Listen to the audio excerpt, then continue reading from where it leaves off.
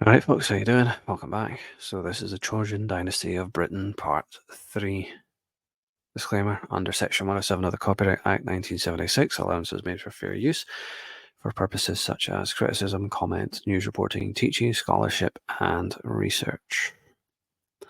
Once again, we're going into Britain, the key to world history.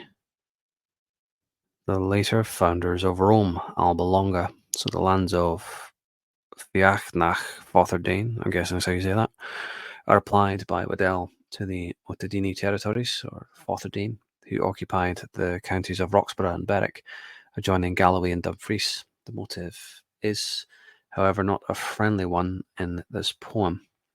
It accuses Brutus of having wrongfully seized the territory of Alba, or Albany, from Albanus, son of Ascanius, and of having driven him across the Sea of Icht, the Sea of the Picts of the North Sea. The Dalriad poem is of value because it disdainfully ignores the very idea of any other Alba than the settlement of the Ascanians, who traditionally, under Ascanius, built Alba Longa, and whose descendants became the later founders of Rome. It should be observed that the Roman historians fail to recognize any Brutus, the Prydain of the Triads, but they agree that Aeneas, or A the Great, was the father of Ascanius, whose son Albinus, Brutus, was accused of driving away by the Dalriads. Ascanius, in turn, was succeeded in Alba Longa by his son Alba Silvius, accorded the name Silvius because he was born inside of Silva, the forest. Ascanius, also named Latinus, built Alba Longa, which had certainly nothing whatever in common with the pleasant and aristocratic suburb of Rome, where the later emperors and their nobles erected splendid and ornate villas, all of which bore the same name of Albanum. That was a mouthful. The Great Caledonian Forest. So, with these facts to guide us, it follows that the original Alba Longa was situated in Britain, in the kingdom of Alba, near Brutium. In tiny Clackmannan stands the ancient town of Alva, or Alba, placed on the slopes of the Ochil Hills, a centre of ancient settlement with many Druidic standing stones in its vicinity. Adjoining the former Great Caledonian Forest, which Hector Boas, the medieval Scots historian, says began in the neighbourhood of Stirling nearby and stretched to the very north of Caledonia, the home of wild beasts and largely impenetrable. Here is the Silva, and not far beyond Alva are the Brindlebean Mountains, derived from Alba, seat of the earliest Latin kings. So thus could it be said that Silvius was born in sight of the forest, but was Alva the same as Alba? Nennius, a highly regarded early authority, after saying that the British kings of Alba called their dynasty after Silvius, thus proceeds: Brutus subdivided the land of Britain, whose inhabitants were the descendants of the Trojans, from Silvius Posthumus. His mother was Lavinia. He was called Silvius, from whom the kings of Alva were called Silvan. He was the brother to Brutus. Posthumus reigned among the Latins. I suggest on the evidence that Alva, the ancient little capital of Clackmannan, was the seat of the earliest Latin kings, and was the Alba Longa of Ascanius, the river Albis, or the Elba. If I were to enter more largely into this particular region, it could be shown that Fifeshire and part of Perthshire were originally part of the Epirus of Outer Greece, as conforms with my earlier identification of Hellenic sites, and where the Trojans traditionally settled after leaving Troy. The name these Trojans adopted for their new country, Alba, and hence Albanus, has no known Phrygian origin like Ascanius, and has frequently puzzled students. It was possibly derived from, on, or near the river Albis, now the Elbe, suggesting that nearby the river was their capital, Troy, or Ilium. But I must content myself by continuing with the Trojan settlements in Britain, from Westmoreland to Yorkshire, recollecting that the Phrygians were said to have been originally Briges or Brigi. We have Baxter's claim that the Brigantes of England, with their later capital at York, is Brigi and Gentes, race or people, where the people of the Brigi or Bragi, Boethius says they came from Reged or Regium or Galloway, when he says, quote, above Nidus, I have no idea how you say that, Nithil is Galloway, named Brigante. Although when Ptolemy prepared his geography of Britain, he placed the Brigantes from Westmoreland to Yorkshire inclusive. The Brigantes spreads southwards and eventually lost Albany in the north, part of it becoming the Strathclyde kingdom. But all the same, Ptolemy calls the Rins of Galloway, I'm not even trying that, the Novantae Peninsula, and its inhabitants, the Novantae, the newcomers, well-ass or strangers, dwelling next the Selgovae, Solway, and the Ottadini of Roxburghshire. The term Novantae may be compared with Troja Novantum, built traditionally by Brutus, or, according to Virgil, by Helenus, a seer, son of Priam, who married Andromache, the widow of Hector, and who settled in Chaonia, in the Epirus, a land of oaks, where he built Buthrotus, described as a miniature Troy. In other words, Sterling. Scylla and how do you say this? Charybdis, I'm guessing. The Epirus, also Illyria, were originally in these parts of Britain, stretching from the mouth of the Forth to Cumberland and beyond. Albania, or Albany, was carved out of the Epirote lands, and Brutium was not only a part of Albany, but was originally Illyria, or Silurian territory. Rhegium, the original settlement of the Trojans, apart from Alba Longa, was said to lie on the Sicilian Strait, where formerly lurked those mythological monsters, Scylla and Charybdis. I think that's how you say it. In whose clutches Odysseus suffered shipwreck and the life of his crew when returning from Trinacria. Is that how you say it? Trinacria? Yeah. The three-headed island, later called Sicania or Sicily. Well, now we're pissing the Sicilians off. Well, it's Beaumont. I mean, why not?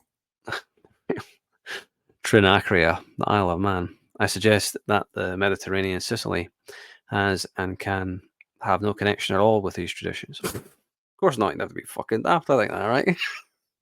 Oh my god, Beaumont's arrogance is unbelievable. Either that or his genius. I'm not quite sure which, but anyway. So there's no connection with these traditions.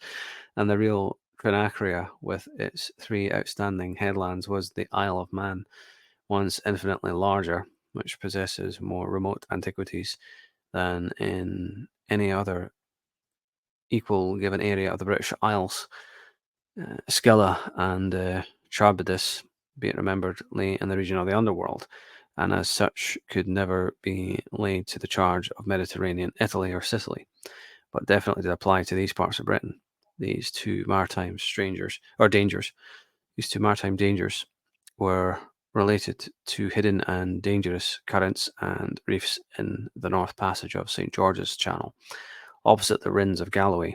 And we may also recollect that when Odysseus was shipwrecked on the cruel teeth of Charybdis, he was saved by floating on a spar until he was thrown up on the shores of how do you say this?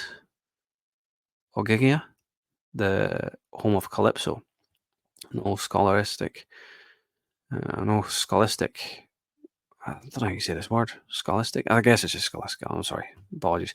Will venture to allege that Ogygia, belonging to Atlas, has any possible connection with the Mediterranean, but it decidedly have with British waters. Well, of course, I mean, we're just a bunch of idiots. No scholar came up with this theory before. That's because you Commons Beaumont are one in a million. Homer's Ogygia, the little island of Giga. So Ogygia has been said by several historians, including Camden, to have been Ireland, but Homer's Ogygia was a small woodland isle, and perhaps Watmore is right when he associates it with the little island of Giga off Kintyre on the ocean, the very spot where the shipwrecked hero, carried by the tied in the rapid-flowing North Passage could have been easily cast ashore.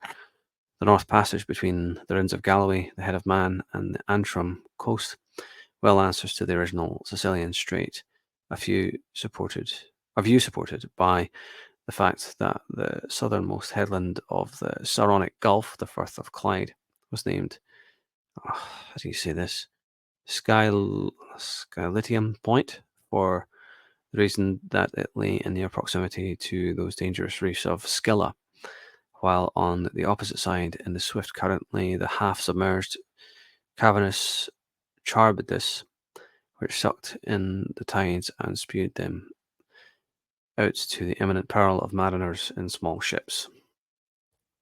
The Straits of Messina. It was the hidden dangers of this channel in the distant past which induced, I should say, which induced many mariners to prefer to sail right round the Irish coast to Scotland until quite a late date, as ancient charts indicate, rather than face the perils of the strait. Thucydides, speaking of the dangers of the channel between Rhegium and Sicily, where lay Charybdis, I must say that right, Charybdis, remarks, quote, the narrowness of the passage and the strength of the current that pours in from the vast Tyrrhenian and Sicilian mains have rightly given it a bad reputation. Can we believe for one moment that Thucydides was describing the placid, practically tideless channel between Italy and Sicily? All the Straits of Messina. There are no mains or ties there and cannot ever have been. Again, you just gotta love Beaumont's sweeping statements. Oh my god. I love Beaumont. He just doesn't give a fuck. He just pisses on conventional history and, doesn't care at all. He's gotta love him, man. The North Channel. Applied to the North Channel, it is another matter. We have the immense Atlantic tides and waves which surge round the coast of Ulster from the north and meet those advancing up the Irish Sea from the south. Those are means. When all the evidence is weighed without prejudice and with understanding, the case is definitely proved that the Trojans, Ascanians, or Brigi invaded or occupied Britain and Ireland also, at a period before history as such was written, and who founded their earliest settlements in the area of Scotland, to which they gave the name of Alba, or Albany, and whence was acquired the later name of Albion. Of one ancestry, they gave us kings who reigned as far south as the Wansdyke, below which were the Saxons. They ruled up to a period in Albany, but be it observed that from the Firth of Forth to the Cheviots there existed a continuous barrier in the shape of a wall with forts at certain specified points called the Catriel, which separated the kingdom of Albany from the people known to Ptolemy as the Gadini, who ruled in Edinburgh, and who were shut off from the Trojans by the Romans in the reign of Hadrian. We'll get to that the Romans recognized ties of, how do you say this? I have no idea how you say that. Between themselves and the Britons was exemplified by a remark attributed to Caesar by Geoffrey of Monmouth. Quote, by Hercules, he said, we Romans and these Britons be of one ancestry, for they also come of Roman stock. It might be suggested that when the Trojans from Alba Longa and elsewhere decided to migrate to the shores of the Mediterranean, they took with them certain names applied to their new homes. The Apennines, for example, divide the leg of Italy along its length, as do the Pennines of England, or in England. The territories east of the Apennines were named Umbria, as in England they were from very ancient times known as Humber. In Italy, Etruria lay west of those same Apennines, as does Lancashire, a region formerly inhabited, and from whom much of the Lancastrian stock is descended, by the Ligurians, a small, dark, hardy, and tough people. In fact, Ligures, small, dark, hardy. Sounds like the Picts, actually. That's how they're described, I think. Castlefield. So the original Etruscans were said to be Pelasgic. Is that how you say it? Pelasgic. And their ancient tongue Iberian or Hebrew. Roberts. Okay, so the earliest known city of the Etruscans was the seat of the Tarquin kings, and we find, strangely enough, J. Roby in his Popular Traditions of Lancashire, relating the legend of a giant named Tarquin who dwelt in a strongly fortified castle near Manchester. Its site to this day being named Castlefield. These place names could not have been brought to Britain, seeing that the Romans migrated from our islands, but they can have taken them with them. The true parents of the English race. The fact is that the prior history of what became Rome took place in Britain, but it does not take very long when a part of a nation immigrates, and especially when few, if any, could read or write before the memory of their earlier home dims. And in course of time, so was it with the Romans. They came to attribute their heroic legends to the regions where they finally settled, and this is proved by the annexation of such names as Avernus or Avernus, Ogygia, Alba, etc. I suggest finally that these Brigantes, originally Trojans, were the true parents of the English race, for both emanated from the same parts of Ascania or Scandinavia. Very interesting. As always, let me know your thoughts and comments down in the comments below. And I'll see you the next time.